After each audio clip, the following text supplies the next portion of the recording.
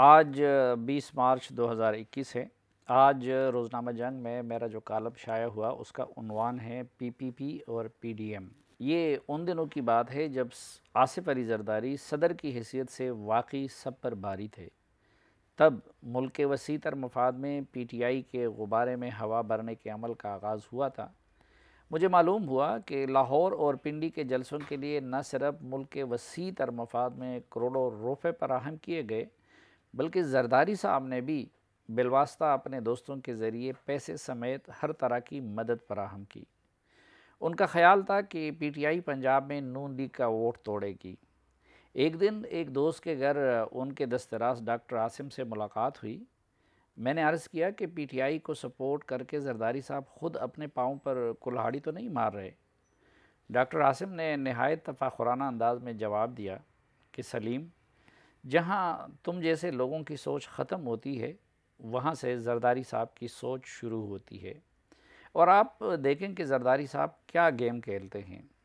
میں خاموش ہو گیا، لیکن پھر چشم فلک نے یہ نظارہ بھی دیکھا کہ پی ٹی آئی نے پنجاب میں نون لیگ کا نہیں بلکہ پیپلز پارٹی کا جنازہ نکال دیا اور پیپلز پارٹی سندھ تک محدود ہو گئی۔ مسلم لیگ نون کی حکومت بنی تو شروع میں نواز شریف اور زرداری صاحب نے ایک دوسرے سے بنا کے رکھی، لیکن جنرل راحیل شریف نے سندھ میں ان کے لیے مشکلات کڑی کی اور ان کے گرد بھی گہرا تنگ ہوا تو تنگ آ کر انہوں نے اینٹ سے اینٹ بجانے کی دھمکی دے ڈالی۔ اس بیان کے بعد نواز شریف نے انہیں تنہا چھوڑ دیا، چنانچہ انہیں ملک سے باہر جانا پڑا اور تب تک واپس نہ آئے جب تک مقتدر حلقوں کی قیادت تبدیل نہیں ہوئی۔ انہیں معافی اس شرط پہ ملی کہ وہ نواز شریف کے خلاف وہی کردار ادا کریں گے جو پی ٹی آئی ادا کر رہی ہے۔ چنانچہ انہوں نے بلوچستان میں نون لیگ کی حکومت گرانے میں کردار ادا کیا، پھر سینٹ الیکشن میں اسٹیبلشمنٹ کی گیم کا حصہ بنے، لیکن انتخابات سے چند روز قبل انہیں اندازہ ہو گیا کہ اس تابع فرمانی کے باوجود سندھ کو ان سے لے کر جی ڈی اے کو دیا جا رہا ہے۔ چنانچہ انہوں نے پھر منت تھرلا شروع کیا اور نئے وعدے ہوئے جس کے جواب میں آخری وقت میں سندھ ان کو دلوا دیا گیا۔ اسی ڈیل کے تحت انہوں نے انتخابات کے بعد مولانا فضل الرحمان وغیرہ کا ساتھ دینے کی بجائے اسمبلیوں میں بیٹھنے کا فیصلہ کیا۔ اپوزیشن کی دیگر جماعتوں کو بھی اسمبلیوں میں بیٹھنے پر قائل کیا۔ اس پر بھی اکتفا نہیں کیا بلکہ صدر کے انتخاب میں بھی اپنے دیرینہ دوست مولانا فضل الرحمان کی بجائے عارف علوی کی جیت کی راہ ہموار کی۔ زرداری صاحب سندھ کی حکومت کے مزے لوٹنے لگے اور ان کا خیال تھا کہ مذکورہ خدمت گزاریوں کی وجہ سے انہیں نہیں چھیڑا جائے گا، لیکن المیہ یہ تھا کہ احتساب کے عمل کو زرداری صاحب پر ہاتھ ڈالے بغیر وقت نہیں مل سکتی تھی۔ دوسرا مسئلہ یہ تھا کہ ان کے وعدے سرپرستوں سے ہوئے تھے، خود عمران خان سے نہیں، اور وہ ان پر غصہ تھے۔ چنانچہ احتساب کا دائرہ مسلم لیگ نون کی قیادت کے ساتھ ساتھ پیپلز پارٹی تک بھی وسیع ہو گیا۔ صرف زرداری صاحب نہیں بلکہ ان کی بہن فریال تارپور کو بھی گرفتار کر لیا گیا۔ دوسری طرف ان پر دباؤ بڑھا کہ وہ 18ویں ترمیم پر لچک دکھا دیں۔ چنانچہ زرداری اور بلاول کچھ عرصے کے لیے انقلابی بننے لگے۔ انہوں نے مولانا فضل الرحمان سے رابطے شروع کیے۔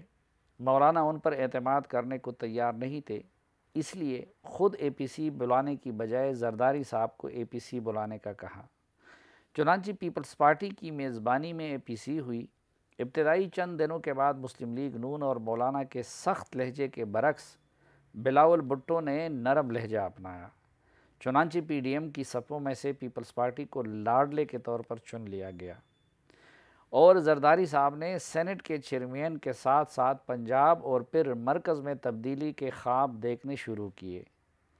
پی ڈی ایم نے جنوری میں استعفوں کا وعدہ کیا تھا، لیکن وقت آنے پر زرداری صاحب نے باقیوں کو اس بات پر قائل کر لیا کہ سینٹ کے الیکشن تک اس آپشن کو استعمال نہ کیا جائے۔ گیلانی صاحب کے ہاتھوں حفیظ شیخ کی شکست کے بعد تو زرداری صاحب مونچھوں کو تاؤ دے کر کہنے لگے کہ دیکھا، جو کام مولانا اور نواز شریف 2 برسوں میں نہ کر سکے وہ میں نے 1 دن میں کر دکھایا۔ لیکن پھر چیئرمین سینٹ کے الیکشن میں گیم الٹی ہو گئی۔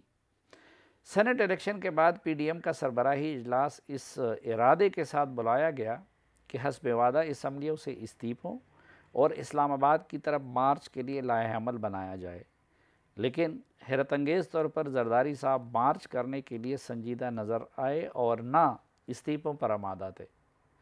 بہرحال اب ایک بات واضح ہو گئی کہ مزید پیپلز پارٹی کا پی ڈی ایم کے ساتھ چلنا مشکل ہے، جبکہ دوسری طرف مارچ ملتوی کرنے سے پی ڈی ایم کو سبکی کا بھی سامنا کرنا پڑا۔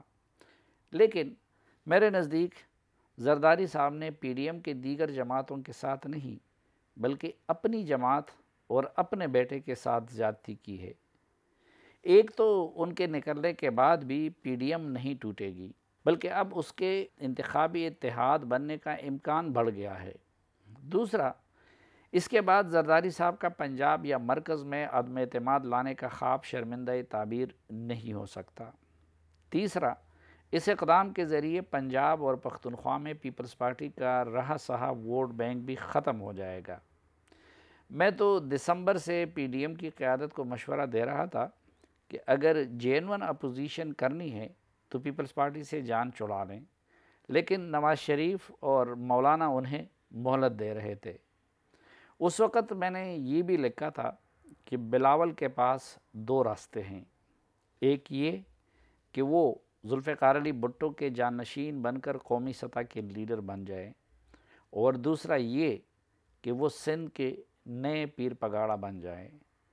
افسوس کہ زرداری صاحب نے اس اقدام کے ذریعے بلاول کو سندھ کا نیا پیر پگاڑا بنا دیا، اور میرے نزدیک یہ بہت بڑا نقصان ہے جو زرداری صاحب نے اپنی جماعت کو پہنچایا ہے۔